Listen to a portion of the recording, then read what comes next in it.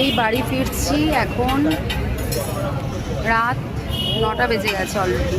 প্রচণ্ড ঠান্ডা, ঠান্ডায় কাঁপছি, সেটা তো আর বলাই বাহুল্য, তোমরাও জানো কতটা ঠান্ডা। হ্যাঁ দিতে পারি।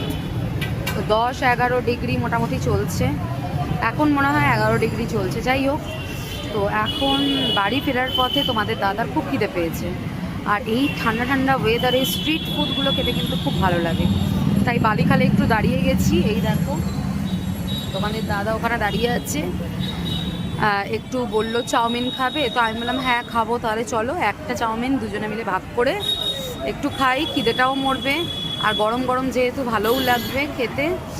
আর গরম গরম খাবার কিন্তু আজকের পোস্টেই তোমাদের দিয়েছি যে শীতের সময় গরম গরম খাবারের যা অমৃত লাগে, যাই খাবার হোক না কেন, ডাল ভাত হোক সিদ্ধ ভাত হোক, সেটা যেন গরম হওয়া চাই। জানি না তোমরা শুনতে পাচ্ছ কিনা, এত রোদ তো এখানে, পুরো রোদ, তো প্রচণ্ড আওয়াজ হচ্ছে। এই যে এসে গেছে তোমাদের দাদা চাউমিন নিয়ে, দাঁড়া এটা রাখি আগে,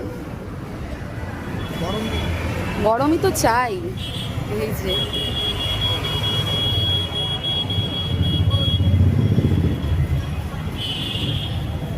তুমি খেয়ে বলো কেমন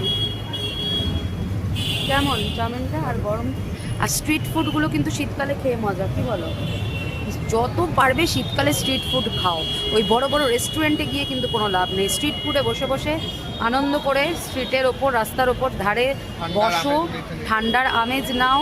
ঠিক, তোমাদের দাদা ঠিক বলেছে, ঠান্ডার আমেজ নাও আর গরম গরম খাবার খাও, তা সেটা চা হলেও খাও। চাটাও তো আজকে খেলে ভালো হতো বলো। তো চলো এবার আমি খেয়ে নিই, টাটা। ছোট্ট একটা ব্লগ শেয়ার করলাম, আবার অন্য কোনো দিন অন্য কোনো ব্লগ নিয়ে চলে আসবো, টাটা।